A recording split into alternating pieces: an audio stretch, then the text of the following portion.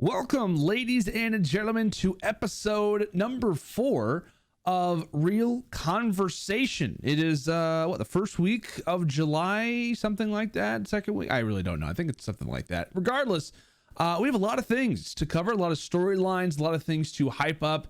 It was a big week in the MCU. We have movies releasing, we have series coming to an end, and we're here to break it all down, give some opinions, hype up the conversation, and that conversation can only be one if you yourself are also involved. So feel free, if you are listening to this, if you're watching this, get involved in the comments, get involved on social media. You can feel free to check us out at Real Convo on both Twitter and Instagram. You can feel free to connect with us as well. As you can see, both of our Twitters listed on screen, at Lando, at Disney Park Savvy. But of course, I'm Landon, and joining alongside myself is Savannah. How are you today?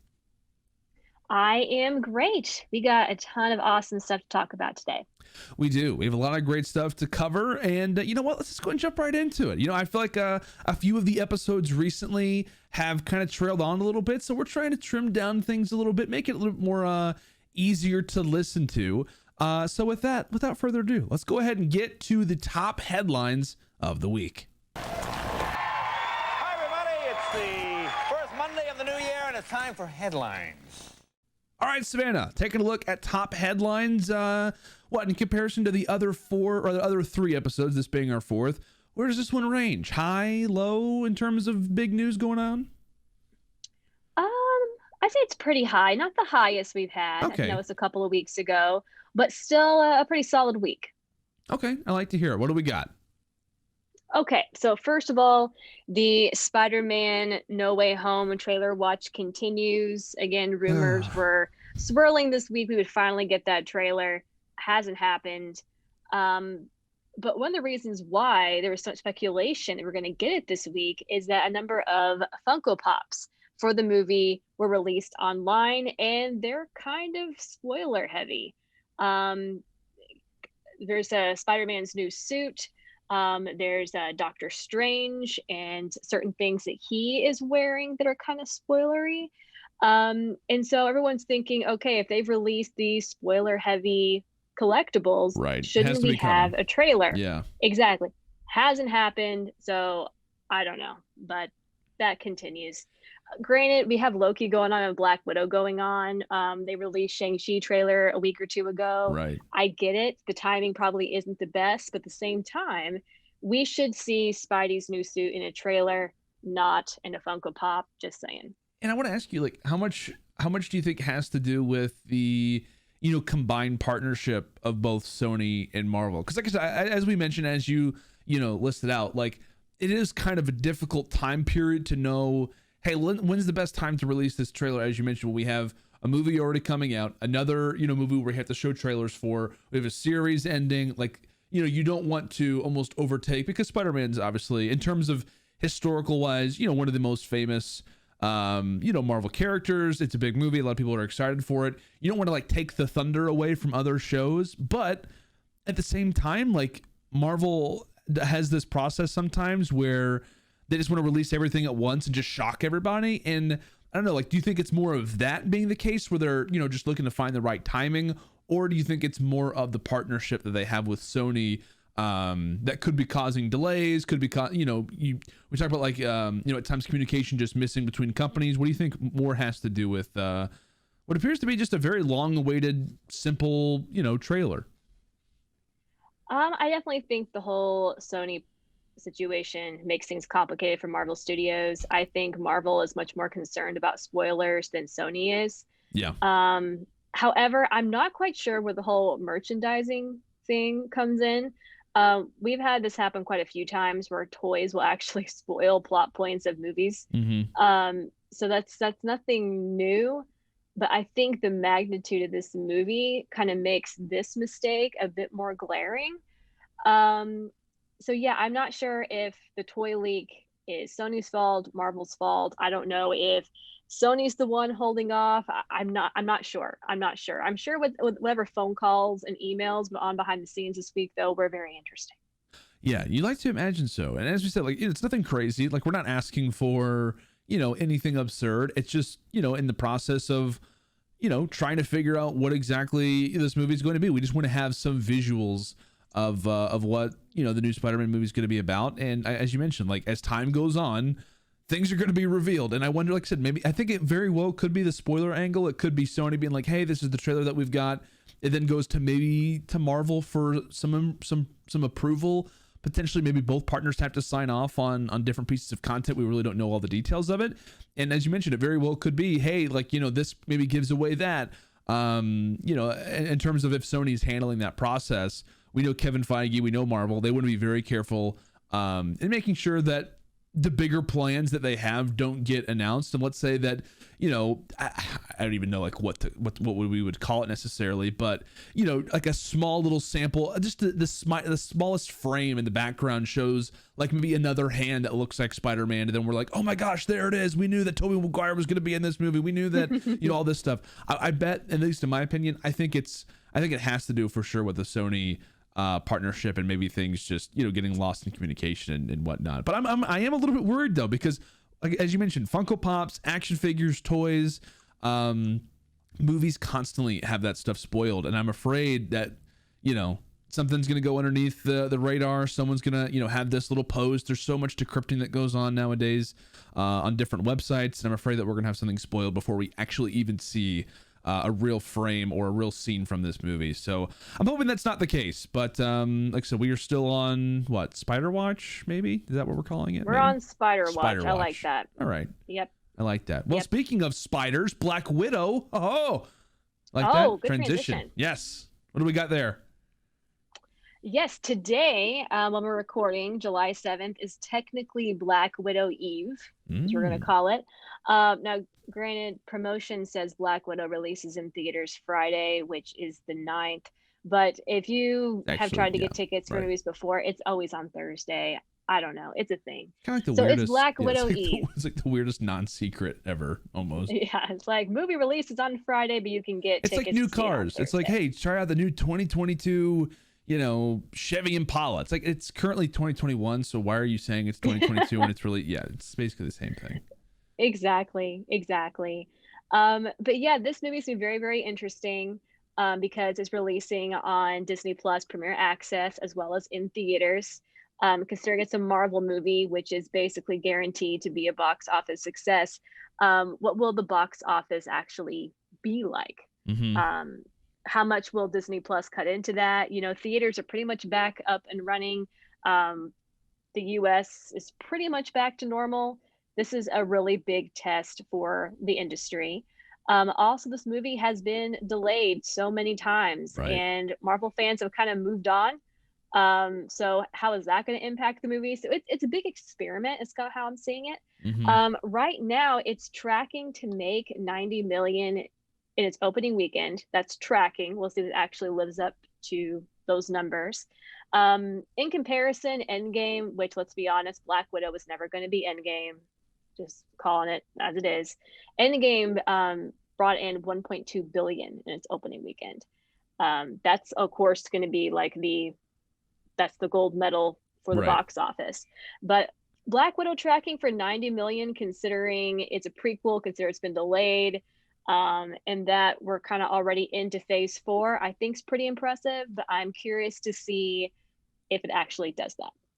Yeah, I am too. I'm very intrigued to, I don't know, just kind of finally get this film in hand and just kind of like be able to decrypt it, to kind of figure out, what are all these things that have been highlighted, talking about its connections to the future of the MCU, and just kind of, I guess, ending the story or maybe continuing to evolve the story. Because like I said, I legitimately have no idea how this movie is going to play out, and there's been a lot of speculation about, it could be the return of Black Widow. Maybe there's like a little surprise in here that could indicate to her coming back, or maybe it could just be, just some solace there. But yeah, I don't know. I'm also very interested to see, how it does box office wise, just because, we talked about MCU, first real major movie to be released. Well, I guess it was affected.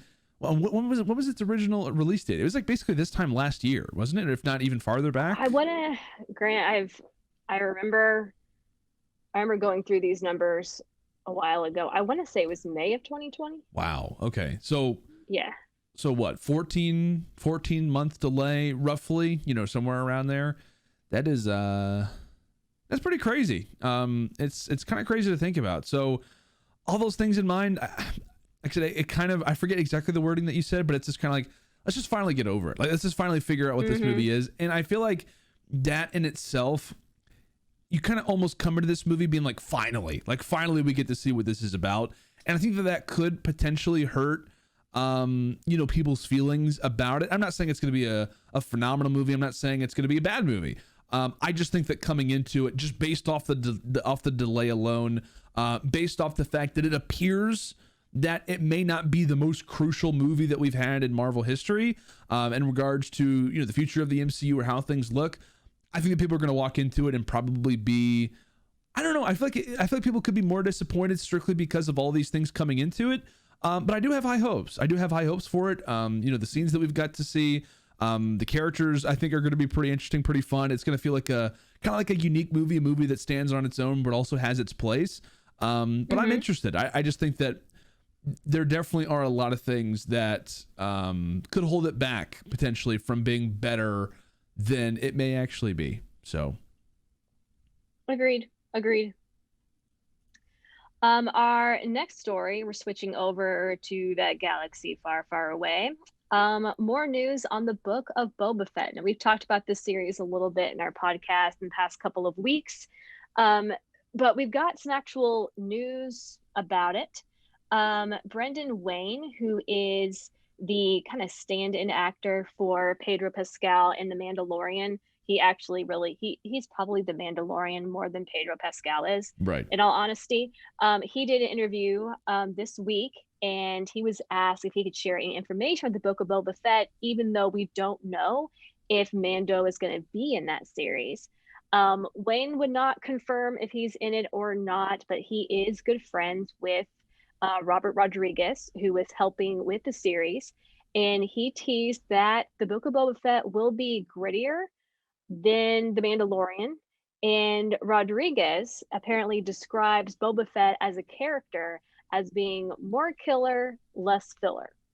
So probably should not expect another dad storyline like we got with Mando. Right. You know what I mean? This I think some of the action we got in Boba Fett's debut in season 2 of The Mandalorian, where he was like wiping out stormtroopers, that's probably we're gonna get in this upcoming series this December. Yeah, I know that you've done a lot of research into this story, and it definitely sounds interesting. And I know, again, there's not a ton of information released about it. We're really kind of hanging on to any single bit of information that somebody will cover or describe. But I guess I want to ask you the question, like, where do you think that this show will kind of sit? Like, if I were to imagine like chess pieces, for example, like if we're talking about, and I know I hate the conversation of Marvel versus Star Wars. I should say this. I actually don't hate it. I actually really like it, but I know a lot of people are not fans of Marvel versus Star Wars. But like, in terms of like chess pieces, like where do you think Boba Fett ranks in terms of Disney's upcoming plans for Star Wars? Like, do you think this is just going to be more of a middle of the line TV show? Because it almost kind of feels like that to me. And I don't know if that's just simply because maybe the book of Boba Fett kind of caught me off guard. Like, when we got that release, right. At the end of Mandalorian, it was like, okay, I actually thought it was a real book because I'm like, okay, this is kind of cool, I guess. And then I was like, no, it's actually a TV show. And I'm like, okay, like I'll take it. I don't mind. It's not something that I asked for, but it's not something that I'm angry about. It's like getting a Christmas present you didn't necessarily want, but you're kind of okay with it because, hey, you know what? It's free stuff. So where do you think this ranks? Like, do you think that this is going to be, something that's kind of more at the front, like something that's going to be highly advertised, and I guess maybe with this, bit of information, as you mentioned, that we got from Brendan Wayne, like, where do you think this is going to sit amongst the other content that Star Wars has in the upcoming future? I originally thought this was gonna be like a little side project because it was a total surprise when Right. it was revealed. However, I don't think that anymore. I think that this is a major pillar in what Lucasfilm is setting up. I think it's going to connect. I think it's already connecting to the Bad Batch, as I've said before. Of course, it's connected to Mando. Right. I think it's going to connect to a lot of things. And I personally, could be wrong, I think that Jon Favreau and Dave Filoni know that fans love nostalgia and they're good with that, and they're going to give it to us. Mm-hmm. And so I think they're going to better connect the older films with this new storyline. Yeah. Yeah. I can get And that. so I think this is going to be a significant player. I really do. Yeah, I hope so. I really do. I hope that's the case. And again, it's just maybe from the outside perspective that I look at it. It's just like, okay, we got Mandalorian, in terms of like live action, something that's not, animated or whatever, however you want to label specifically. And then now it's like, we're getting Book of Boba Fett. And it's like, okay, like, I don't mind it. There's gonna be a lot of other TV shows that we're going to be discussing around the Star Wars side of things, but I am interested. I'm interested to see it. I know there's a lot of different, projects that are going on. A lot of different pieces of content that are going to be released, in the coming months, and even, I guess you could say full calendar year, if we want to call it that. But I am interested. And then I guess based off of this quote alone, it does make me a little bit more excited about it, because I legitimately don't know what to expect, but I feel like I do from the Book of Boba Fett. But the fact that they talk about how it's more killer, less filler, like we're getting into it, and I hope that we do get that grittiness, as we mentioned, from Boba Fett. And that very well could affect like the way this TV show rolls, because much like Mandalorian, it kind of matched a little bit of like how Mando's mannerisms were. Like at times it was quite like you almost did not know what Mandalorian was when it first came out. There was hardly any dialogue. Some episodes felt totally different from others. And it kind of matched his personality of like the unpredictability, the non-awareness of like what kind of person he is. And I'm hoping that maybe that kind of follows in line with Boba Fett from what we got to witness for his, little bit of time in The Mandalorian, is that, hey, like it's just straight up like, fun Star Wars action, things like that. I think that would be a breath of fresh air. So I'm hoping for good things. Yeah, me too. I'm positive about it. Definitely. I think I see here the notes. We have next topic? Tomorrow War. Yes, Tomorrow War released on Amazon Prime on July 2nd, starring Chris Pratt. Apparently, it's doing very well. However, it is hard to judge success on streaming services. We still don't have a lot of data on that, because we're basically streaming is still in its infancy, if you want to put it that way. Right. But I've heard some mixed reviews. I heard some people love it, some people like about it. But it's still a pretty significant movie for Amazon Prime. Received a lot of promotion, and it's like it did its job. It brought in quite a few views for a summer 4th of July weekend kind of popcorn action movie. And I know you have seen it. Yes. I have it on my list. But I would like you to kind of give your take on it. Yeah. I actually watched it, I want to say the day after it came out. I was actually going to watch it on, I don't know if you want to say release day, but I guess technically release day on July 2nd. But I did watch it kind of in the vibe of July 4th, kind of that summer blockbuster that we talked about. Actually, fun enough, we just recorded a watch together on Jurassic Park, which is considered, one of the best summer blockbusters ever. It ranks for us, at the very top of the list, at least in our opinion. And so I came into it with very high expectations. At the same time, I also did not know what to expect, because I'll be honest with you, I have not watched too many Amazon originals. I've watched a few, but I really couldn't, tell you 100% like what I thought about it. I thought we would see like a good movie. I thought it wouldn't be as high quality as it was. But I'll say this, like, this movie pleasantly surprised me with effects. It pleasantly surprised me with the action. And I know there was a lot of people talking about, if it was in theaters, this movie to me would be perfect for theaters. It really will. Like this is the definition of a summer blockbuster. Now, in terms of where I would personally rank it, it's by no means at the top. But it was a good movie. Like it knew its place. I would say at times it almost too heavily embraced the summer blockbuster. But at the same time, that's why we like summer blockbusters. Like you almost like movies that know where their place is. It's like, like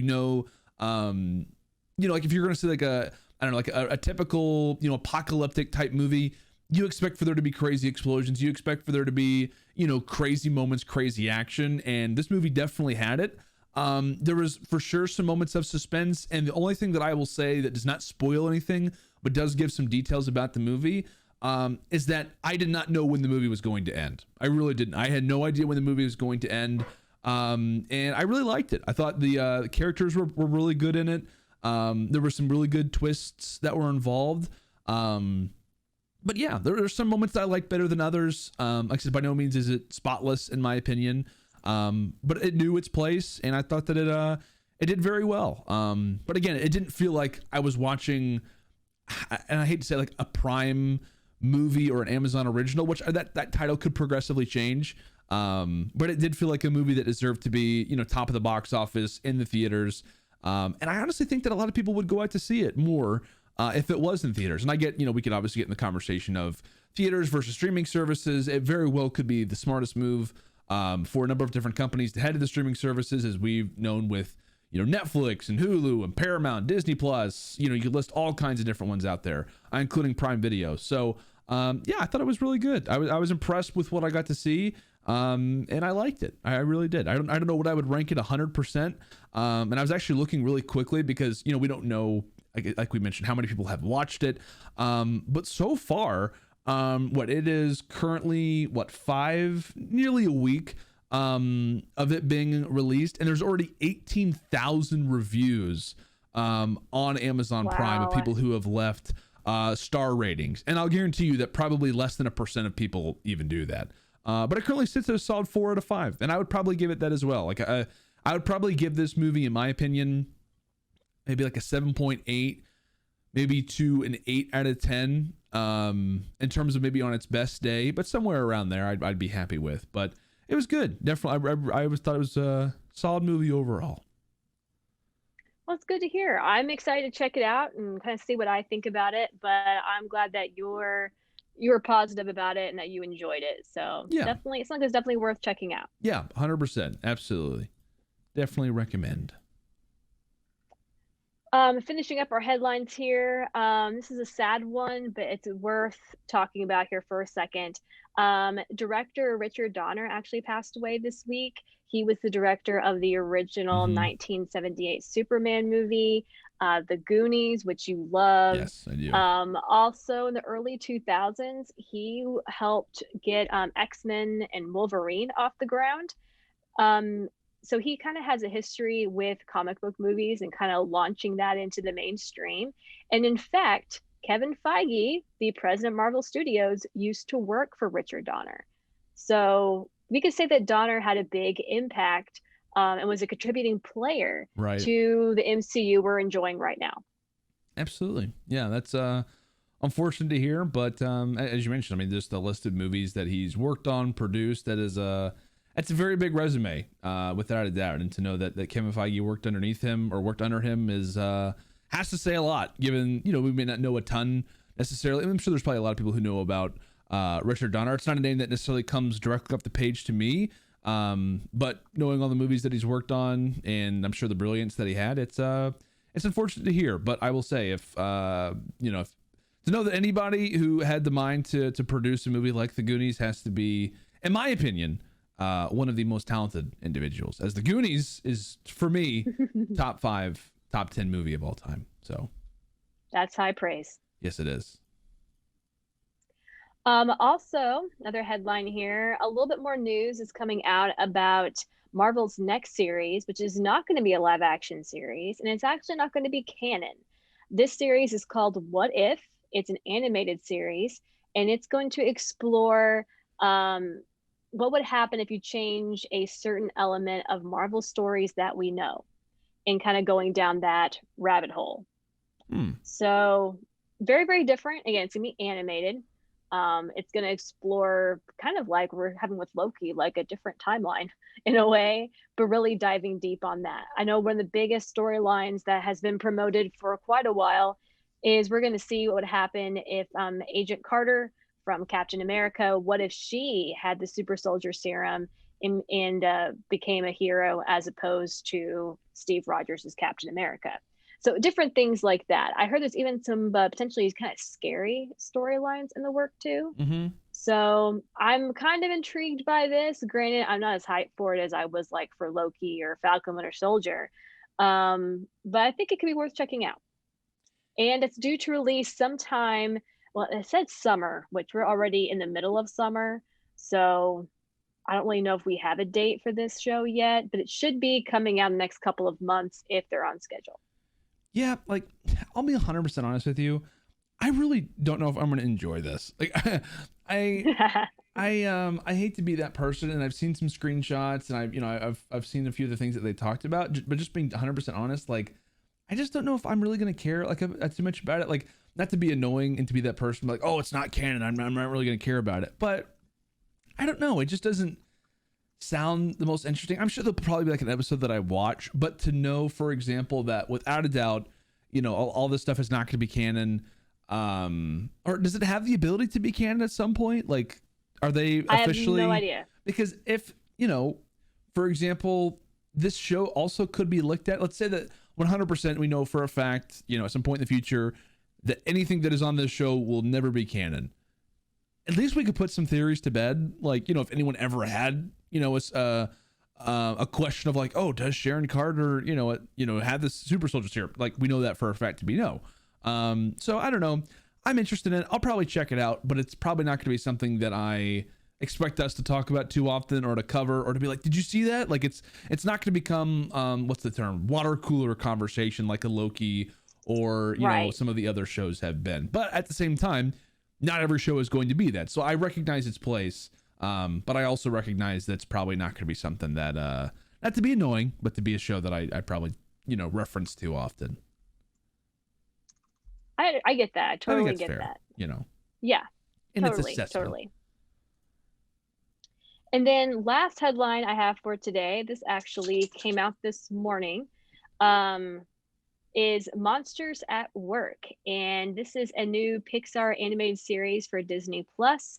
And it's basically what happened after the original Monsters Inc. movie, when they decide to stop relying on screams and scaring kids and instead decide to rely on making kids laugh. And Billy Crystal and John Goodman are both reprising their roles as Mike Wazowski and Sully. And I actually checked out the first episode this morning. Really? Okay. And it was pretty good. It was pretty good. There is another episode that's already on Disney Plus. They released it with 2 episodes. I'm going to check out the second one here. But if you were a fan of the original Monsters Inc. or of Monsters University, I think you'll appreciate it. I can't really give a total review just yet because I want to see the second one. Sure. But it has my attention, and I think it'd be good for adults and kids, which I really appreciate on Disney Plus. Yeah. How long are the episodes? I want to say it was like 20, 25 minutes maybe. Okay. Yeah. I actually saw that as well. Whenever I was loading up Loki this morning, I had saw that. I'm like, I don't think I've ever seen that. Like, that happens sometimes when you're on like streaming services, if you're on like Netflix or Disney Plus, and you're like, I don't think that I've seen that before. And by how often that we're probably both on Disney Plus, like normally Right. the instincts are at least somewhat accurate, where you're like, okay, I've definitely never seen that. But I gotta say really quickly, I'll definitely be checking that out. And on topic with that, I do feel like Monsters Inc. is almost kind of a like a slept on movie franchise, like in terms of Disney movies that we're talking about. Like, you hear, whichever movie you want to reference in specific, but I feel like Monsters Inc.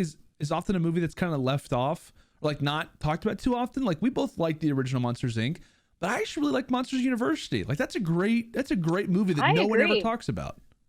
I think it's a solid movie. Yeah, like, if this TV show is also good, you could argue that 2 movies and a TV show, if you're going to say that all 3 of those were good, how often, do we talk about, certain movies that, the second episode, or either the second movie wasn't so great, or the third time they made a piece of content around it, it was just too much. Like, we talk about that all the time for a lot of a lot of movies or trilogies, whatever you really want to label it as, especially in like the animation side of things. Like, who's heard of like The Little Mermaid 2 or 3 or Cinderella 2, or, whatever you really want to label it. But this could give, I don't know, Monsters Inc., the monsters side of things, some more props. And I think if the TV show is good, which I hope that it is, I think it could legitimize it a little bit more. I don't know. That not a conversation I expected to have today, but I don't know. I like the series a lot. It's good. Yeah, definitely check it out. Definitely check it out. For sure. But I think is that actually I wanted to mention one last thing really quickly on our top headlines. I forgot to put it in the document, so this will come as somewhat of a surprise. But Ooh, I wanted to I wanted to ask you, and this isn't necessarily like something that we normally talk about, but it is Disney Plus related. Have you gotten to watch the Mysterious Benedict Society yet, which is a new Disney Plus original show? I have not, but I have heard some buzz about this, and it is also on my list of things to check out either today or tomorrow. Yes. So, but I think you have checked this out. Am I right? I have. So currently, there are 3 episodes out. I actually do not know how many episodes that there will be in the series. I don't know if there's going to be like a plan for a season 2. I legitimately don't know anything about it outside of what I've watched. I haven't done like any exterior research on it. But I was pleasantly surprised. Like whenever I originally saw, whatever you want to call it, like the thumbnail, for example, of the TV show, I was like, okay, is this more of like a little kid type of movie? Or I didn't even know if it was a TV show or a movie. But it's pretty good. Like I actually enjoyed it. It's definitely, more tailored for kids, maybe, I don't know, younger teenagers, whatever it may be. But it's a good watch. Like, if you were talking about like a family watch, I think this is a good show to watch. It's fun, it's interesting, and it definitely makes you think, which I really appreciate about shows like that. And I talked about this with Ashlyn too. Like this is a show that I would say is like, for those that have watched like the more recent like Willy Wonka type of TV show, or rather movies, mixed with like a Stranger Things element to it. I would say it's definitely more of like the Willy Wonka side of things than Stranger Things, but the same way of like the interaction with like younger kids that Stranger Things has, the mystery side of it, which is very interesting, and then also a little bit of like fun hilarity, and then kind of like the unknown of like, what exactly am I watching? Like I don't know if I've ever watched 100% like a TV show like this. And sometimes that's good and bad, but it's surprisingly been pretty interesting. It has kept my attention, which, I'm excited about. So if you have not done so already, at least check out the first episode. Each episode is around an hour long, so it's a very decent amount of content. So it's a good movie, it's a good show to watch that has a movie type of length to it if you watch multiple. So, if you are not having anything to do, it's a rainy day outside, you don't really know what to watch, say it's the weekend, it could be a fun thing to turn on. So yeah, I would recommend it as a nice little watch, maybe alongside the Tomorrow War, potentially. Totally different pieces of content, but definitely things that you need to check out if you have not done so already. Okay, let's go ahead and talk about some Black Widow now, just a little bit more. And I know we kind of talked about it a little bit already in regards to the top headlines, but I think that it's important for us to discuss, just given the fact that I know it's been, as we mentioned a little bit earlier, delayed for as long as it has been. But I'm interested to kind of talk about this a little bit more, and I guess kind of get more into the conversation about Black Widow, and maybe what this movie does for the MCU, because I guess you could say it's different than any other MCU movie for the most part that we've had, because it's a character that has already existed. To our knowledge, it appears that, Black Widow obviously has departed, and no longer will exist. Could that change? Like I said, I legitimately have no idea.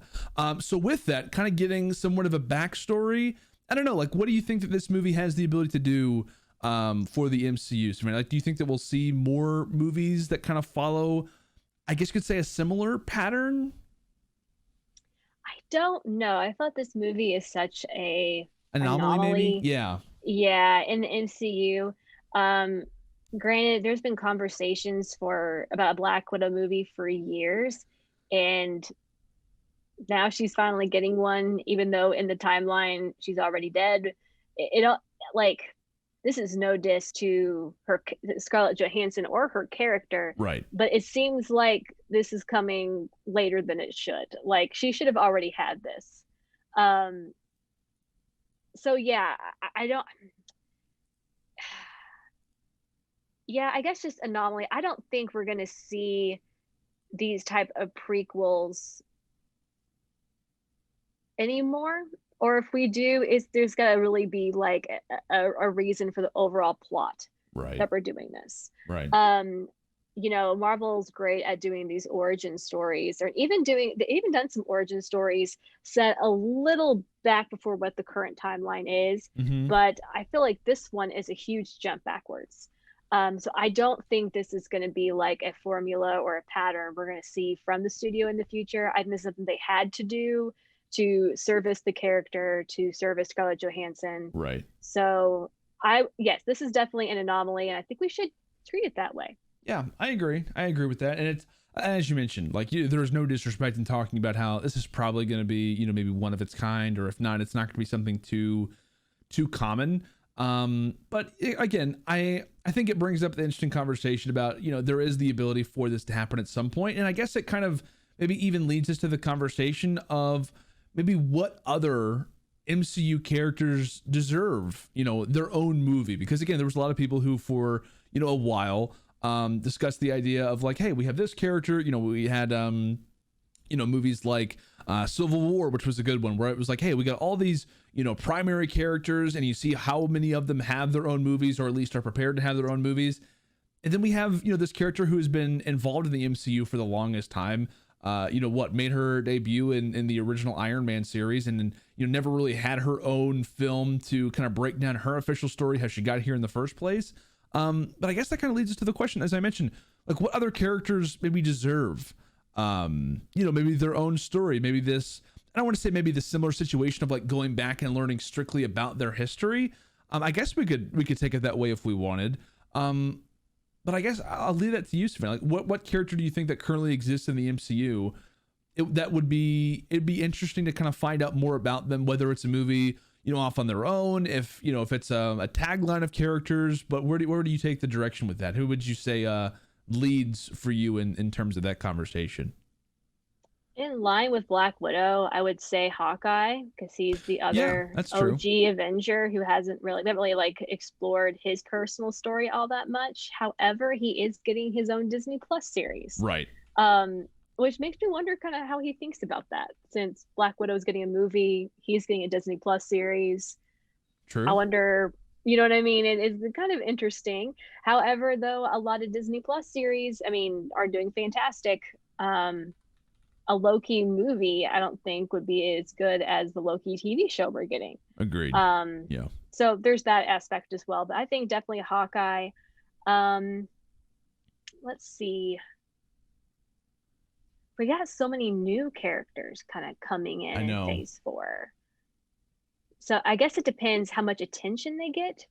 Yeah, I feel like the original answer was going to be Loki, but now, again, now that we have the TV show where we don't necessarily have to learn about his history necessarily, we kind of learn more about, I guess you want to say his future, potentially. I feel like that kind of answers the call, but yeah, I guess now with Loki kind of being out of the picture, and I guess maybe the conversation could now be maybe based around TV shows, like maybe that's kind of, I guess that could be Marvel's solution to again providing the backstory where it's not this massive production, which it's a massive production, but it's not the same element of like, hey, let's give this person their own movie.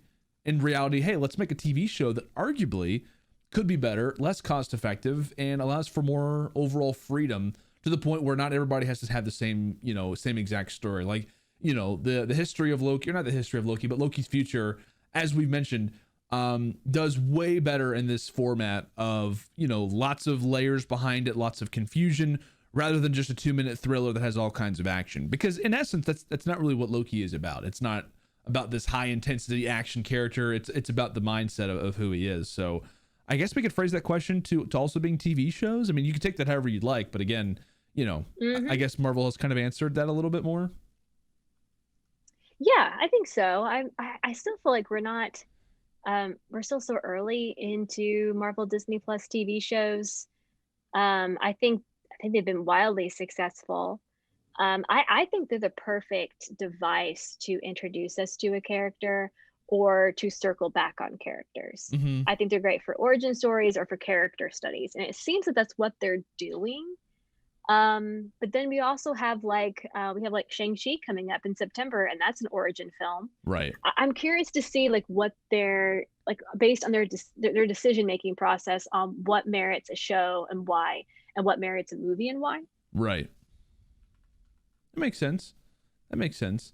I will say one character to me that, you know, if we were to kind of take the same angle, I think at least people would find fascinating, would actually be Thanos. Now, granted, it may not be the greatest timing by any means, because, you know, that's a different phase. So it probably would not make sense to go ahead and visit this again. But I think that the one that people would find fascinating would be like, hey, let's learn a little more about this guy. And again, I know it's by no means great timing. Like, it would make way more sense if this was maybe going on, honestly, if like, and depending on how they would go about the show, it actually would have made more sense to do it probably in between Infinity War and Endgame, to like get at least a little bit more history about, you know, who he is. Maybe we learned a little bit more about his story that funnels slightly into Endgame. So by no means does the timing work out. But I think a movie, or at least, you know, some piece of content around the history of Thanos would at least be somewhat intriguing. And I know he has a lot of ties, you know, there's talks about it, you know, Eternals, things of that nature. So, you know, there could be some tie-ins at some point, but I think that I think if there was a character, like I said, that I think would have a pretty intriguing story and probably take it in a totally different direction, it'd be Thanos. And this is an idea that I think would be great. And I don't know if this will ever happen, but, and I think that this actually could work better. Now, I would personally love it to be, you know, live action. But I was thinking a little bit more in depth. One character that I think would be awesome in a TV show, fun environment, that continues to discuss and maybe take more of like I don't want to say like a child element to it, but I don't want to say like a Disney Channel show or anything like that, would actually be Shuri in Wakanda. Oh, I love that. I think that would be idea. a really fun idea, where it's like you have this huge open land with all kinds of possibilities. We do have a Wakanda series.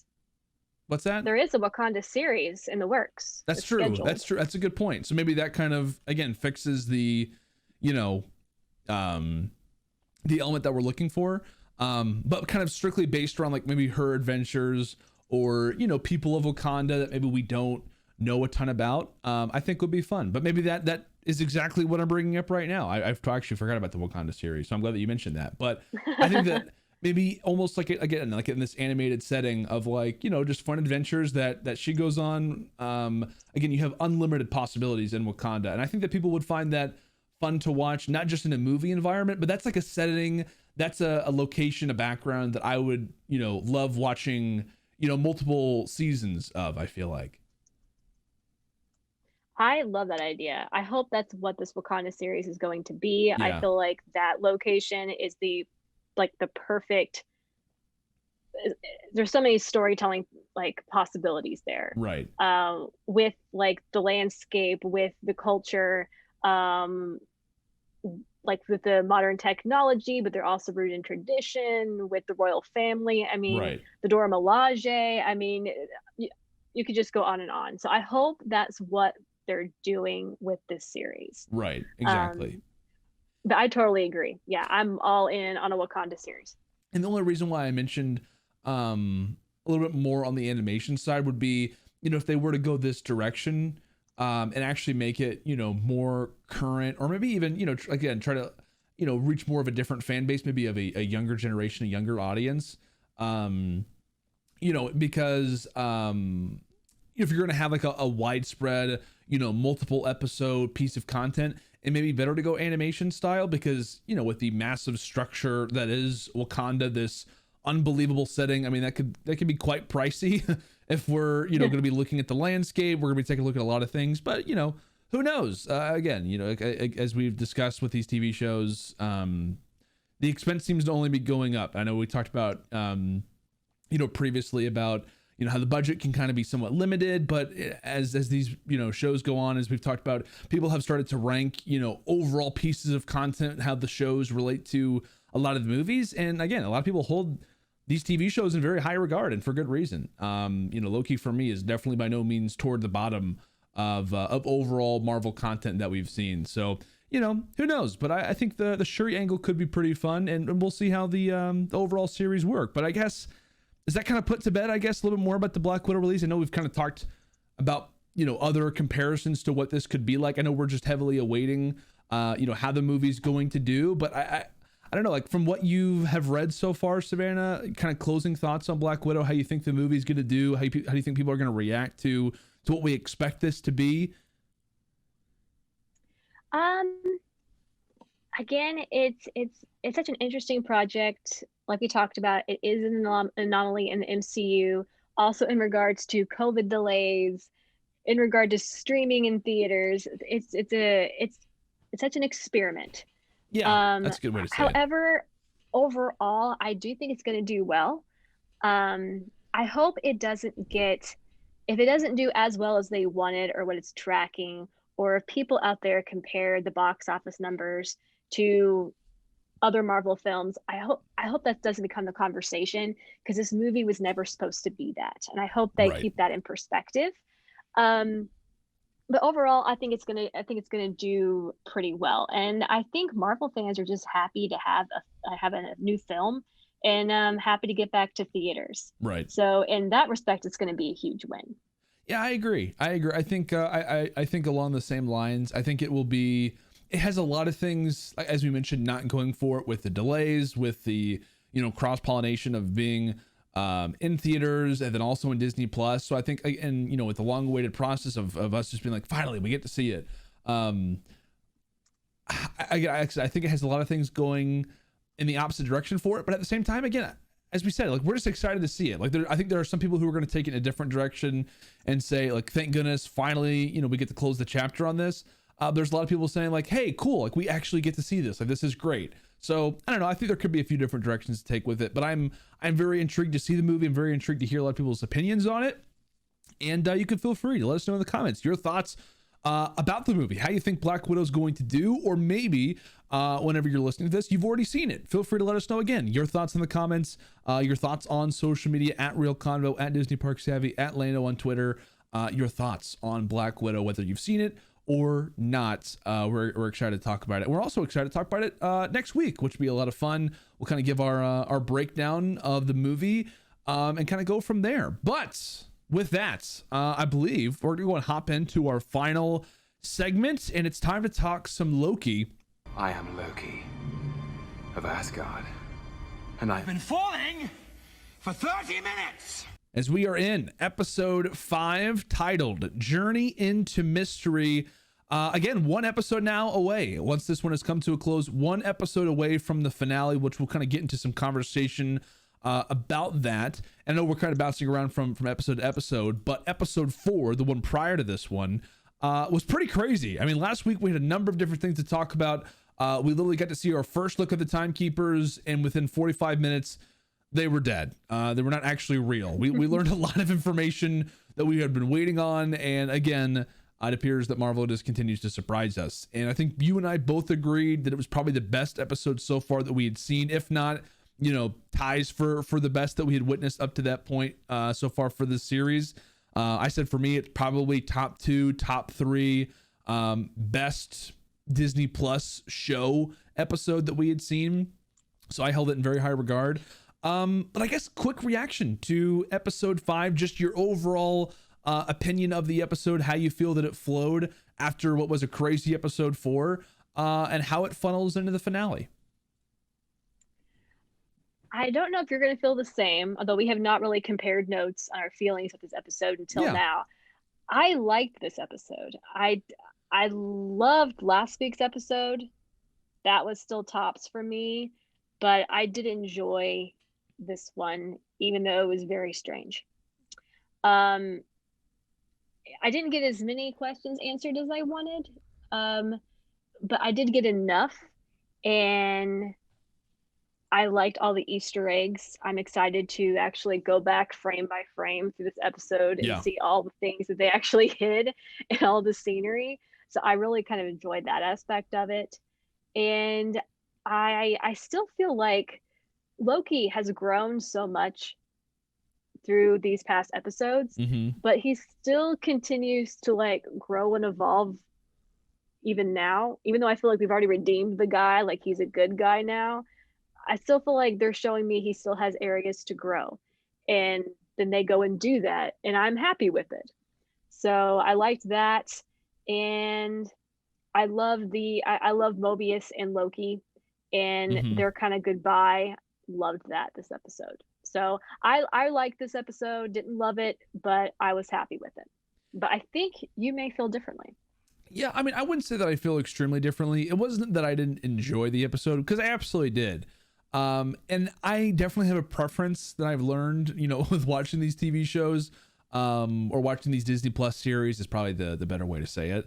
But I don't know. I just feel like some episodes just come out and hit you. Like, you can tell, like, there are unlimited elements. Like, we wait for storylines for such a long time, and then we just get instantly hit with it, And I feel like we get some episodes that are just jam-packed with information. And then we have some episodes, which understandably so, they're just a lot slower. And I don't know, I just feel like there could be a little bit of a better, I guess one critique that I could give maybe to Loki is that some episodes go in a totally different direction in terms of pace, and just in terms of just general information, that I feel like if it was a little bit more even, I feel like that people would in general like the show more. Now, again, certain episodes are obviously going to be better than others. Some episodes at times have to be, considered filler episodes. And I wouldn't say this episode was dedicated filler by any means. But I don't know. I just feel like, given how episode 4 ended and how episode 5 started, it just kind of like slowed down the pace a little bit. And I really wanted us to, I don't know, ramp up the pace to the point where we were thrilled coming into the finale of the series, that almost like we could not wait. And I feel like I'm kind of cool to wait a little bit. Like, I don't know, like the episode didn't fire me up for the finale the way that I had hoped. I was hoping that we would have a post-credit scene, and I know that we did not, which is okay. But I don't know, it just didn't wow me to the point of like, I don't need action to be on the screen at all times. But I feel like nothing crazy to me really happened. It was more of like, hey, we got some, we had like this peak in episode 4, and now we're just going to go ahead and write it off into episode 6. Like I said, we learned some information that was great, and all that's fine. It just didn't hit me the way that I thought this episode would. Because again, like at times the show will just, all kinds of information, all kinds of great, storylines, certain sequences, and then it just ends and you're like, oh my gosh, I cannot wait to see the next episode. And at times it just kind of fell a little bit flat for me throughout this one. And again, it wasn't my favorite episode, but it also wasn't my least favorite. I just felt like the tone, the pace of it wasn't what I thought that it should be, given how the series has worked, and then coming into a finale that I hope is going to be excellent. So I don't know if that kind of is justified in your opinion based off what I've mentioned. I totally agree with you. Yeah, I would be interested to go back and watch last week's episode and then go right into this episode and Right. see how that pacing kind of compares, because I think you're right. I feel like last episode we got so much, and it was like at a breakneck speed, and it was like we were like catapulting ourselves into the end of the story, and then things did slow down in today's episode for sure. So I'm wondering if you watch that as a whole, if that will Right, if it really feels kind different. of stand out. Yeah. Yes, 'Cause, like- and I Go agree. ahead, sorry. I'm excited for the finale, of course, but I think I was more amped about the finale last week than I am right now. Right. So good observation. I agree with you there. I agree with those critiques. Yeah, and again, like certain TV shows work that way, and there's nothing wrong with that format. I just think that if we're talking about a consistency basis, I feel like, given the fact that you do have 6 episodes, I would rather have 6 episodes that are consistent, that have, I don't want to say like they're the exact same, but they kind of have this similar situation of like, here's the big reveal, here's the character development, here's the slower pace, here's the, the action sequence. Like, imagine, for example, if we would have started off, I'll say this, we would have ended last episode with Loki and Sylvie going into, I don't know what you want to call it, the elevator, the chamber, and then, as much as I would have hated it, we get this moment of, okay, here, we go to the credits, and then we start off this episode with the timekeepers. Obviously that situation goes down, they instantly get killed off, and then Loki goes, it was a good post-credit scene, obviously, whenever Loki does wake up and sees the other variant, so that was well deserved. But like, imagine if we were to start off this episode right where episode 4 left off, because I feel like it could have. I feel like episode 4 didn't have to have the ending that it did. Don't get me wrong, I love that it did, but I think from a consistency perspective, it almost could have been fit better in episode 5. Yeah, yes, I agree with that. I think you're absolutely right. So I again, think you're absolutely right. we'll get away from the conversation about, you know, where overall this episode ranks. We'll kind of get more into the nitty gritty of it. Just, you know, a conversation to have. But as we mentioned, last week was crazy. We learned a lot of different things. Episode 5 still learned some very interesting information. And I guess we'll start the conversation, at least I'd like to, if we could, start with talking a little bit more about Renslayer. She starts off this episode, of course, questioned by Sylvie as she was captured. She prunes Loki at the end of episode 4. And we instantly start, you know, with her and Sylvie having some dialogue. And she essentially talks about, we kind of get some more perspective from her, because last episode I had mentioned, you know, where does Renslayer sit? Like, did she know that they were cyborg, you know, or whatever you want to call it, robots the entire time, you know, Chuck E. Cheese type robots the entire time? Or, you know, was she totally caught off guard by this? And I don't know if I buy it. Like, I don't know if I buy the fact that she doesn't know who's behind this, because she said to Sylvie at one point she wants to know who lied to her, and then of course later betrays Sylvie to no surprise. But I guess, like I said, like, does she really know what's going on? Like, was she actually lied, because she lies to TVA agents and said at one point that Sylvie was dead whenever she pruned her? So she's definitely hiding, you know, things from the TVA agents, from the Minutemen, from the Hunters. But then also there was another, you know, portion of dialogue where, I think it was Hunter B-15, whenever she has that great scene with her, where she says, "You just want to know who's behind all of this, don't you?" to Renslayer. And then at one point, Renslayer also says to Miss Minutes, whoever is behind this is in grave danger in regards to whoever started the TVA. So I don't know, like, it just kind of comes as a surprise to me that the entire time she, after talking to the Minutemen, wasn't under the impression that something could be wrong. Yeah, I only got halfway through my second rewatch of this episode. But that was one of the main questions I was asking myself while rewatching. Does she know or does she not? And Right. I can't tell. I'm not sure. I feel like I go back and forth all the time. There are some scenes where I'm like, oh, she's totally lying. Right. And then there are scenes where I'm like, okay, she doesn't know, but she doesn't really want to work with them. She has her own agenda here. But yeah, I'm still not sure. I'm still not sure. And I do wish we would have got a bit more clarification on her character. I will say that is one critique that I had with this past episode. Yeah. I thought with Sylvie kind of like having her cornered, we were finally going to hear her story. Yeah. And That's true. We didn't. I'm actually more confused by her than ever now. So Yeah, that's a good point. yeah. So I don't know. Granted, if it's Kang, she's got to be connected with him, kind of like the comics. Right. But what if it's not? Or what if Marvel's throwing out the comics and gonna do their own thing with her character? Sure. Because there's just so many variables. It's kind of bothering me. Right. And she holds, you know, a huge key to who could be behind the TVA. As we mentioned, you know, she has that connection with Kang in the comics. She almost is kind of like the key to who could be behind all of this. And if she's just some random, you know, kind of person thrown into the fray, it's almost going to be kind of surprising if it's not Kang. Like, you know, I feel like if we bring in Renslayer, because I actually looked up, you know, there's a giant list of people who were the TVA judge. Like, I don't know how many there were, but there had to be at least 10, maybe 15.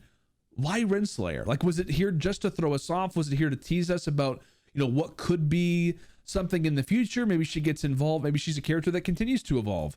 You know, in the MCU. Maybe her run doesn't end in Loki. Maybe it only continues. So that could be the case. But at the same time, I just don't know why you would have her if not. And maybe, you know, all these things are subtle enough to the point where it's intended, but I don't think that it is. Like, I don't think that it's in that detail. If we were talking about movies, yes, but with the TV show element, you know, this being a Disney Plus series, I don't know. I think that she honestly wasn't aware, and doesn't actually know who's behind everything. I don't think that she's as diabolical as we think, which I would hope. Honestly, I hope that, like, if I were to have my wish, it would be the fact that she actually is aware of everything that's going on and she just secretly is working for Kang the entire time. I think that would be great. That'd be an awesome moment. I think based off the conversations, the talk that she's had, it just doesn't appear that way. But again, a very curious character, and as you mentioned, we don't get that bit of information that we were kind of hoping that we would get, some more backstory on who she is, where she came from, maybe there's a reason why we don't know that. Maybe she in fact was created and is not the same as everybody else, which I think would be very interesting. And I hope there will be kind of a moment, which I'm sure that there will be, but I'm hoping that there is a good moment for Renslayer to either be progressed or we just get kind of a few minutes dedicated to her and her history, why she's there. But I guess like one thing you said about she's probably not entirely bad. I think that would really kind of play into the Loki narrative of like, no one good's ever truly good, no one bad's ever truly bad. Right. You know, what if everyone's a bit of a gray character? Yeah, so that's possible. You know, definitely possible. And I guess another question that we have in regards to character development is Miss Minutes. I mean, there have been so many theories. To start off, I guess episode 1, episode 2, everybody's thoughts were, okay, we know it is. It's Miss Minutes. Miss Minutes is this, computer program, type of character, or a lot of people thought that she was a variant herself. I don't know. Do you think that was, whenever she has this conversation, she clearly is working for Renslayer. She doesn't seem evil in any way, shape, or form. She seems more like a helpful companion this episode than, a devious program that has, some crazy and, weird programming behind her. Do you think that is there to throw us off, or do you think that that was them putting to bed theories about Miss Minutes if they thought there was going to be any? So I'm probably more confused about her than ever, honestly. Yeah. Her latest appearance, I don't know. I will say though, on my second rewatch, I think she was helping Renslayer stall when they made up that whole like a ship thing to help them navigate the void. Like her eyes flicked over to Renslayer a couple times. Like I think she's in on it. Yeah, I agree. Yeah, she definitely was waiting. I watched that scene back specifically. That was like honestly one of the only scenes that I got to see, and it definitely appears that as she's like looking through the file, she like looks up for a moment, and it appears that she was in fact stalling. So I think she's on board with it. I don't know. It just didn't seem as if she in any way is leading. She's not. It just seemed as if she was just kind of a helpful companion who may be part of like a bigger process. And then we got to see her very similar to, I think it was episode 2 or it was episode 2. When Loki is officially working for the TVA, she is no longer on a screen anymore. She's actually in real life, tangible, whatever you want to say. But yeah, I don't know. It's, again, another situation where it's character development that I didn't necessarily expect. And I don't know. Again, like, I guess kind of final word on her coming into the finale. Do you think that she has a bigger part to play, or is this kind of it? Like, do you think she's just, more to go alongside? I hope she's a bigger part to play. Yeah. Because, like, what's the point if not, Right. If not, just let her be that informational cartoon video. Like, why make her 3-dimensional? Like, hopefully there's something there, and I hope that it's brilliant. If not, I'm going to be disappointed. Yeah. And again, it could be the situation of, similar to WandaVision, where there were so many people who had giant theories about, oh, this character is going to pop up. Oh, this character is going to pop up. No, it's not just Agatha. It has to be somebody else. And it could be, another situation where, unfortunately, Marvel, it's hard to, I don't know. I feel like some people treat the TV shows as if they're movies, and understandably so. It's a totally common reaction to have. But it's like things that you're like, oh, it's way too obvious. Like, it's way too obvious. She has to be a deeper character. And the people who make the show are like, no, not really. Like, not everybody is actually, who you think that they have this deep story.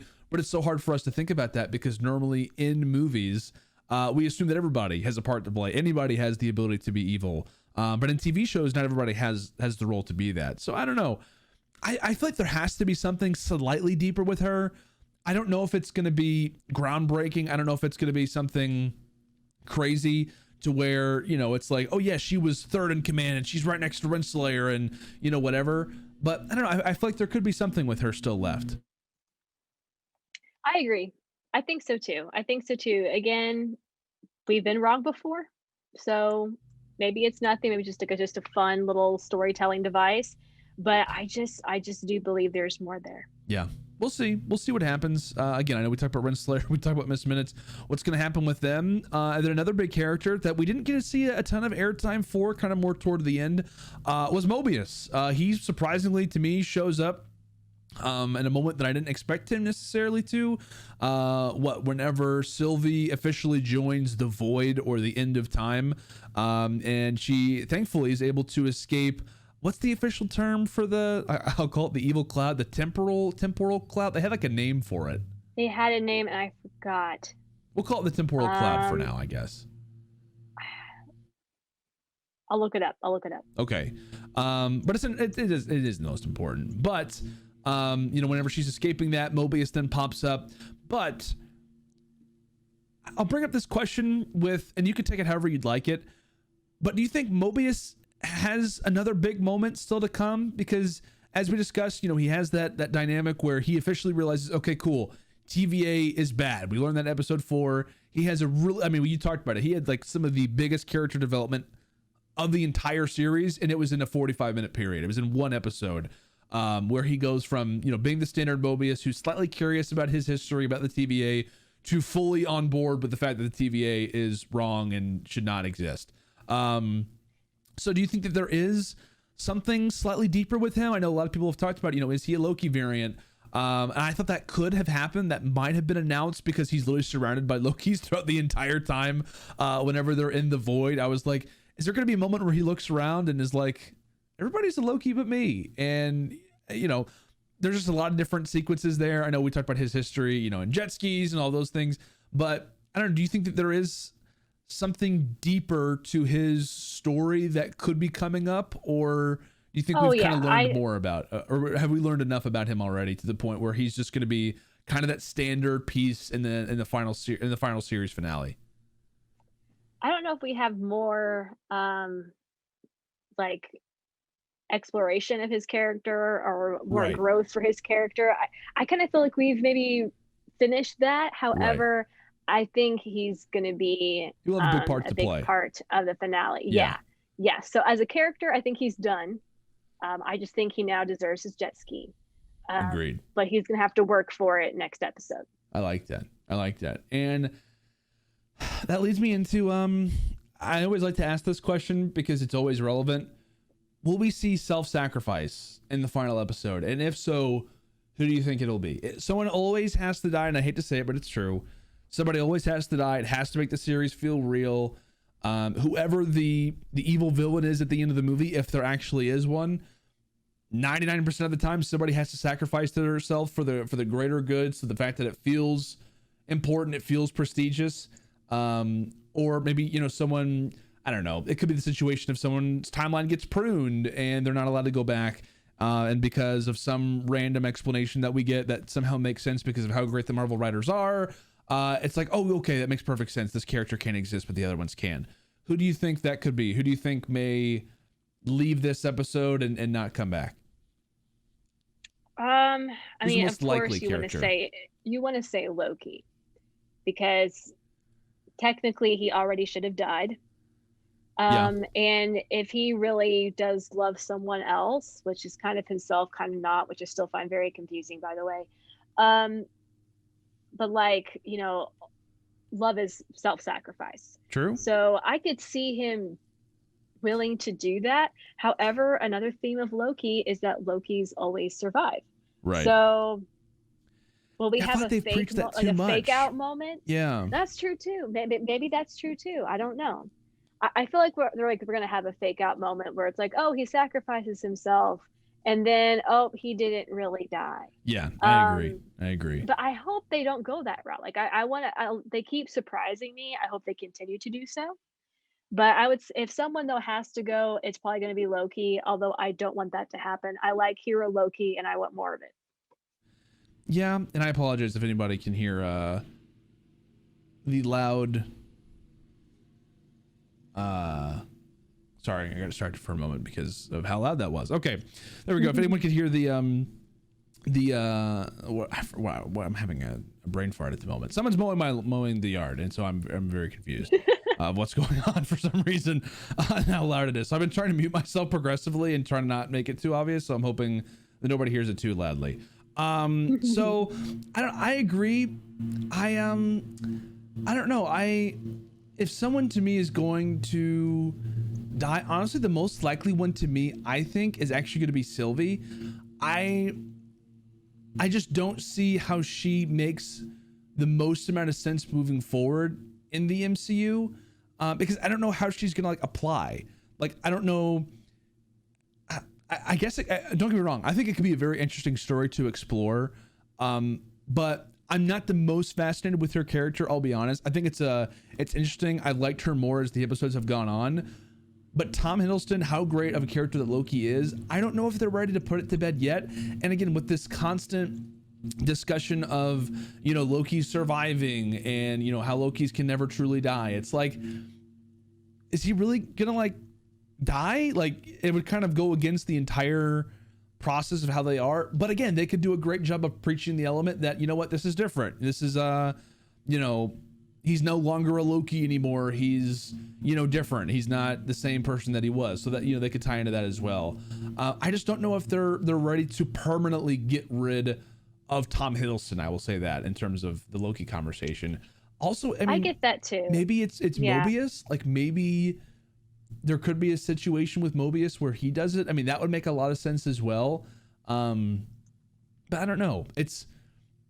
I think it has to be one of those three, and I would be surprised if one of those three, at the very least, doesn't have a close call, if not permanently gone. But you never know. I don't know if there's plans for a season 2. I don't know if there's plans in the making for them, but I would be very disappointed if we did lose Tom Hiddleston's character permanently. Yeah, I hope we don't. I will be very upset. Yeah. We'll see what happens. But like I said, again, another great conversation to have. I feel like it's going to happen.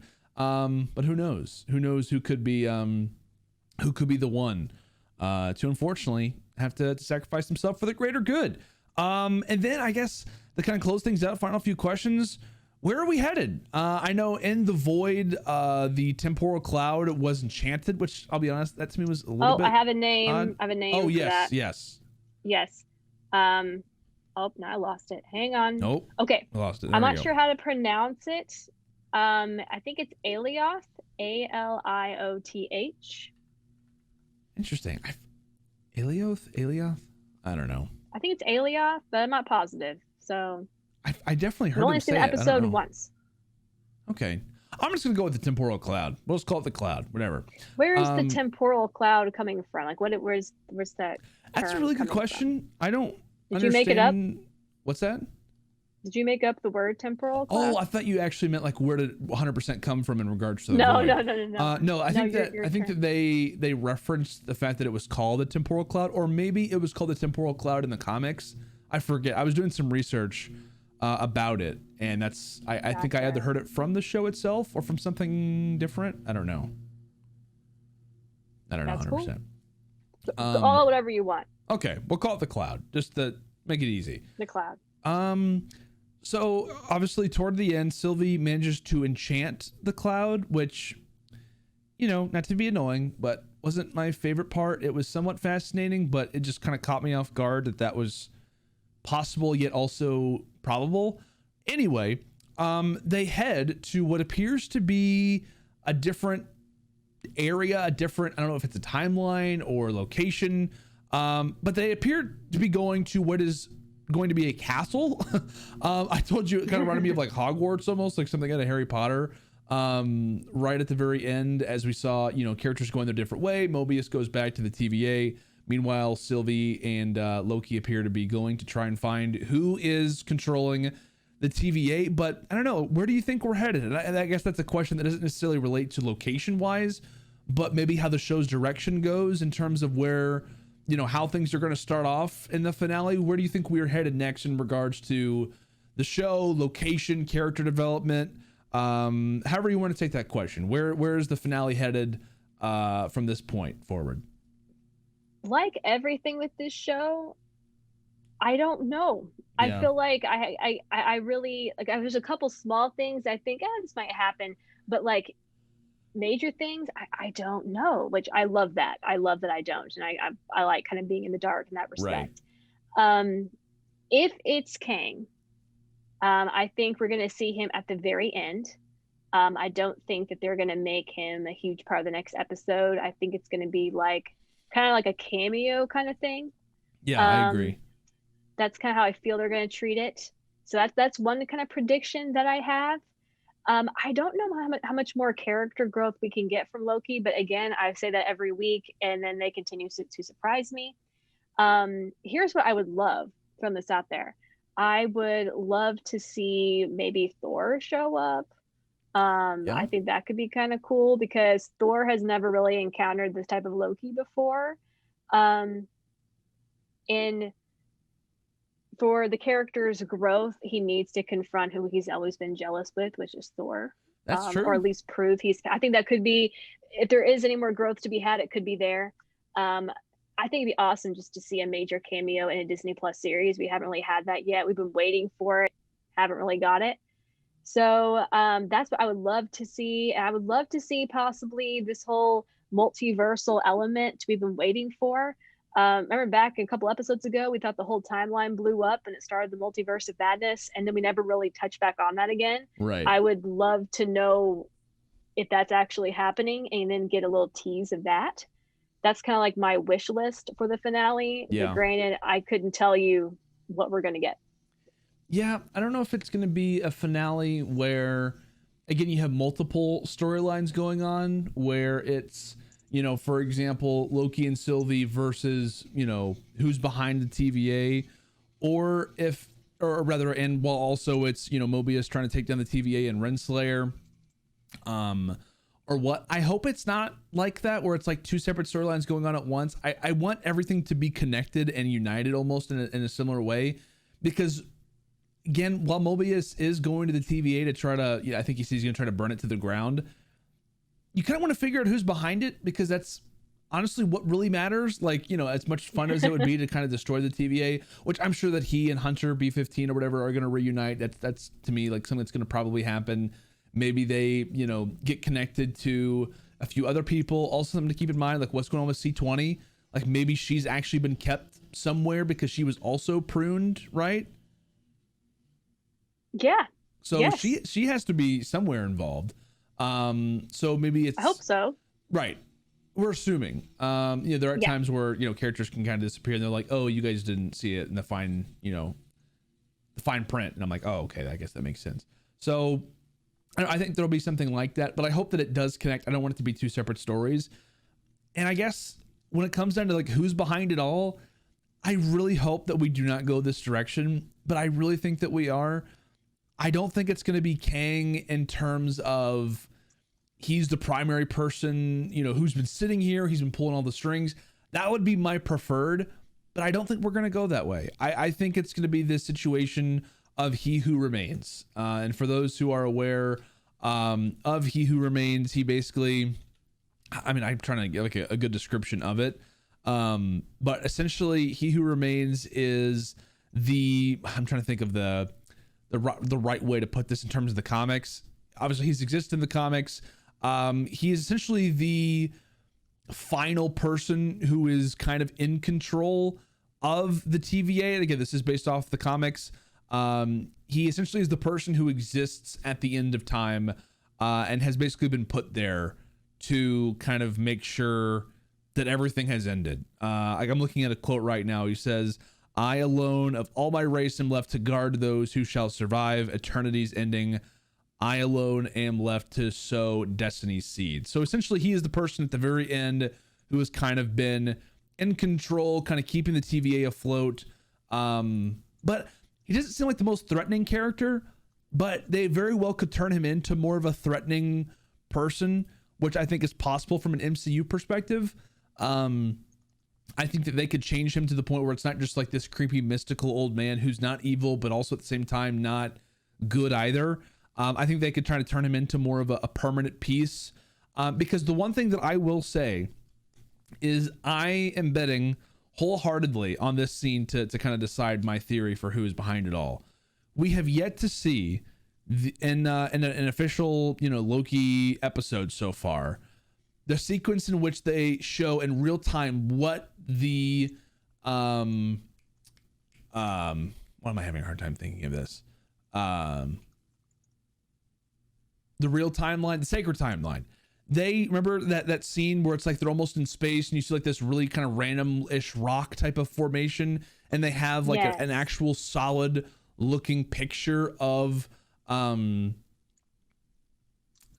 am I having a hard time thinking of it? The sacred timeline. There we go. So I think that someone will be there to explain all of that to them. I think we're going to get this wide explanation of how the TVA existed, the sacred timeline, maybe the timekeepers, if they were at some point a thing, or maybe not. Maybe they were at some point an actual thing. I think that someone is going to be there to explain all of that. And I feel like that would make more sense if we were going to get like an actual explanation for why everything exists, to me more based on He Who Remains. And I think from there, maybe we get a little teaser of Kang in some sort. Maybe he has some sort of involvement. I think that would make sense. But in terms of the person who has been behind all of it, I think it's going to be a He Who Remains type of situation. And then Kang becomes more of a permanent fixture in Ant-Man. Maybe he has, like I said, like this little tease, a post-credit type of scene, something like that. But I'm basing a lot of that on the scene that we will get. And we'll get an explanation in this last episode of why everything has existed the way that it has. We've seen that, as I mentioned, at the in the trailers of the sacred timeline. And I think it's going to be almost mimicking a similar format to the way the first episode started, where it was all cartoon, where it was Miss Minutes kind of giving this explanation. I think we're actually going to get a real time, like actual looking story and breakdown on what happened. I like that. I haven't really thought about that. I'm glad that you did some research into it, but that definitely has my intention, and I would be good with that, I think. Yeah, as long as He Who Remains, because again, I don't know 100%, because, well, I think that, again, that is my prediction. I don't know 100% how maniacal He Who Remains is, unless they totally change up his character, because is he like maniacal enough to like really put these timekeepers in place, that, were fake? Maybe he could be like, again, like this kind of creepy old man, who laughs at everything. He's basically out of his mind, because he kind of is. He's nothing really to think about. So maybe he put that in play, but I don't know. They're going to have to really like hit that note in order to make, if this was the case, for him to really feel like a villain, because if it has to have some payoff, like all of this stuff, everything that everybody has gone through, the TVA existing in the first place, all of this drama, all of the confusion, it has to like, come to a close, and it has to be the right person at the end, because the last thing that I want is for it to be like, oh, it was nobody. It was nobody. And, it's like Kang laughing, and it was like, nope, it wasn't actually him. I want there to be some payoff. I agree. Definitely. Like I think we both were a little disappointed with WandaVision, yes, kind of how definitely obvious the villain was. So you thought it couldn't be that, and then that was the twist. It was Agatha. I do not want that this time. Yeah. Again, that works in a movie environment, when it's like, oh, we thought it was this character, and they kind of throw you off a little bit. It's like, no, it actually was. You're like, okay, cool. Like, it was only 2 hours, makes sense. But in a TV show environment, I feel like that doesn't work. It just doesn't really make a whole lot of sense. And you put so much more time and commitment into a series than you do a movie. Exactly. So I guess, again, like final theory. If we're betting, who do you think is behind it all? Is it, and I really do like this theory that it's Ultron. I don't know why. I just think that would be amazing. I know that I wouldn't be mad about it. I would not be either. I would not be mad if it was somehow Ultron, because like, we're getting back to like, he knows how to program things, the robotic element of the timekeepers, things like that. But do you think it's Ultron? Do you think it's Kang? Could it be, secretly Renslayer? Could it be Miss Minutes, He Who Remains. Could it be another Loki variant? Honestly, I would be really ticked off if it's another Loki variant. I would too. Who do you think is the most likely candidate in your opinion, based off what you've seen, based on how you think it's going to be written and performed? Who do you think it'll be? And then also at the same time, who do you hope that it's going to be? If those two things don't match up. There's so many options now and good ones. And again, that list could be totally off. Like, you know, it could be someone totally different that we've not even thought about yet, which it would also be okay too. I still feel like the most obvious is Kang. Yeah. Most obvious. But have they teased it too much? That's the thing. Like, there are so many things in the void that also tease back to Kang. Like, if you really think about it, I'm not trying to step in, by the way, in your answer. No, but, you're fine. I don't really know. So yeah, there were some callbacks. There were some callbacks in the void to Kang like comics, and I don't know if it's too subtle, or I should say this. I don't know if they're like screaming like, "Hey, it's Kang," you know, to like try to throw us off, because that very well could be the case. But again, I mean, what everybody thought in WandaVision that it was going to be at the very end. Who was it? Do you remember who everyone thought it was going to be? There was the theory about Mephisto for a while. There was a lot of there was the theory, a lot of little things. The guy who was like the bad government guy. Well, yes. I'm drawing a blank on his name. Yeah, there was quite a few theories. There were good theories too. That was a bit of a stretch, in my opinion. But yes. But that was actually my prediction. So I was, you know, unfortunately wrong about that. But it's like, hey, you never know. Maybe it's the mailman now. Who knows? It very well could be. I really, again, you never really know 100%, but I don't know. I'll throw this over to you to take over, as the weed whacking has now begun outside my window. But I just hope that it's not. I just hope that it's not the situation of, you know, a lot of teasers, a lot of little things to kind of keep you interested, keep you hoping, and then it's not that at all. I would be totally cool if they just rode this out and were like, "Yep, here's Kang." You're like, "Awesome, totally fine. I will take that." Yep. I'm going with that. I'm going to say it's Kang. Okay. I'm going with it. And I think what really sells me on that is that Renslayer. I think she's got to be connected to him. I think she's covering for him. So I like that too. Also, what if she has not, because in the comics, for those that don't know, Renslayer, you know, has a relationship with Kang. I think at one point, like I don't know if you want to call it date or whatever, but basically like each other, to put it lightly. What if she has yet to fall for him, right? What if she realizes that, you know what, the TVA was kind of cool because I held some power, and then Kang, being aware of the fact that Renslayer has been reporting, you know, to these fake, whatever you would call it, cyborg, you know, timekeepers, that he's like, you know what, you were really loyal, cool, you're gonna be like my second in command, and then maybe their story develops from there, and Renslayer becomes, you know, kind of a fixture of like his assistant, his second in command to him in in Ant-Man. So it's like Ant-Man and Wasp essentially versus Kang and Renslayer. I think that would be awesome. I'm good with it. That's honestly kind of what I want, I think. Yeah, I agree. I think that'd be good. I hope that we have a solid ending. I really do. I hope that it's good. I hope that it's not super obvious, but at the same time, I not to be mean, but you know, and based off how a few of the endings of Marvel finales have gone, I want it to be something substantial. I want it to be something that means a solid amount. I would be very happy with that. But I guess that's kind of it for Loki talk. Excited for the finale. Very intrigued to see how the series closes out, and we'll be here, of course, next week to break it all down. Savannah, we will be. I'm excited. Absolutely. A lot to be excited about, a lot to be intrigued about. The questions only remain. We talked about, you know, different characters, how they could be set up, how things are going to only continue to produce. Who knows? Maybe next week we have a Spider-Man trailer to talk about. Maybe we also will talk about Black Widow. You know, a lot of different things to discuss, a lot of fun things still on the horizon. And as we mentioned, next week will be a jam-packed week of information, obviously with Black Widow dropping, with the Loki finale dropping as well, and then all the other news that, of course, Marvel, Star Wars, Disney Plus likes to throw our way. So with that, I guess we'll kind of close it out there. Any final thoughts? Let's see.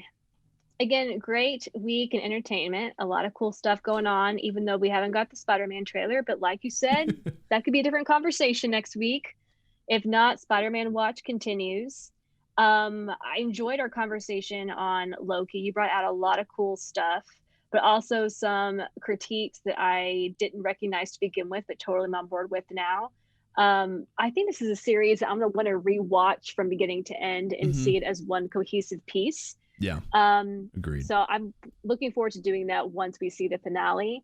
But again, like I said, super excited for the finale and next week, but it's going to be bittersweet because this is kind of the end of live action Marvel series until later this year. Yeah, so that's true. This is kind of an important podcast for us right here because next week we're going to know and it's going to be the end. And you could argue that the next episode is also going to be the most talked about one because that's going to be the only thing we're going to talk about for a long time in regards to Marvel shows. So also that could be something to think about when we talk about the finale. Maybe they leave us on a major cliffhanger that, leaves everybody talking what could be next rather than just, a story that comes to a quick close and doesn't make a whole lot of sense in regards to the future of the MCU. So with that, a great episode that now has come to a close. We greatly appreciate everybody for, of course, tuning in, whether you're listening to this, watching this on YouTube, whatever you may be doing. Feel free to connect with us on Twitter and Instagram at Real Convo. Again, we're going to be continuing making all kinds of content. One thing to be looking out for, Watch Together for Jurassic Park is coming out very soon. Most of you who are going to be listening to this probably have already seen the fact that it's now on our YouTube channel, but we are doing a Watch Together for Jurassic Park as part of our summer watch series. We're taking a look back at some of the best summer blockbusters of all time, and we're watching them along with you. So you can feel free to watch those along with us. Of course, again, that is on our YouTube channel. Let us know, obviously, what you want to see more out of the Real Conversation podcast, the next movie that you would love for us to see for our summer watch series. We'd love to hear your thoughts and opinions. And from there, I guess that's going to do it for both for myself and Savannah. We appreciate everybody for tuning in, for listening to this podcast. And again, we will see you next week, next Wednesday, for some more breakdowns. A lot of Marvel content, a lot of Star Wars content, Disney Plus content to break down. And we will be here to do all of it. We appreciate you for listening, and we will see you all next week.